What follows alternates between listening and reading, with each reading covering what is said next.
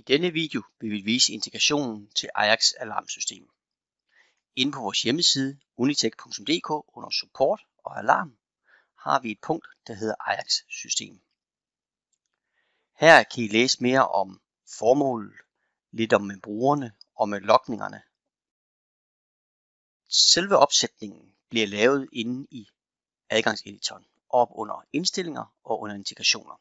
Her trykker I på plus og vælger Ajax system. Klikker man på pdf'en, får man Ajax integrationsmanualen op. Nede i menupunkt 3.2.2 har vi lavet en lille guide til, hvordan man kan udfylde anmodningen om at få adgang til API'et til Ajax-centralerne. Tilbage i adgangseditoren klikker I på OK. Nu skal I give integrationen et navn om, hvad I vil kalde den her integration.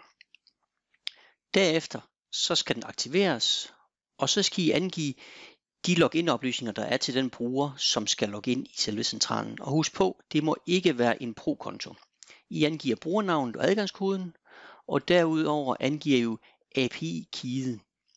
Det er jo den, I har fået i de informationer, I har fået retur fra Ajax Systems, da I anmodede om at få adgang til API'et. Nede under forbindelse til logningerne, det er jo hernede, I kan indtaste de forskellige oplysninger, som I også har fået i svaret tilbage fra Ajax Systems. Det er her, I taster de informationer ind, for at centralen har adgang til at kan give logningerne fra centralen tilbage til adgangseditoren, så I har en og samlet log på både jeres alarm fra Ajax Systems og fra Unitech adgangskontrollen. Når I indtaster de korrekte oplysninger, trykker på gem. Når I har gemt oplysningerne, kan I gå over under adgangsrettigheder. Det er her, man kæder de enkelte persongrupper sammen med de enkelte centraler og områderne på centralerne ved at vælge persongrupperne og så tilføje de områder, som den enkelte persongruppe må kunne administrere på de forskellige centraler, man har.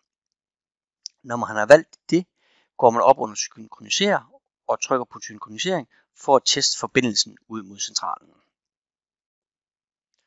Under personer kan man nu tilføje en PIN-kode til personen. Husk, at PIN-koden skal have samme længde, som det Ajax-centralen er sat op til.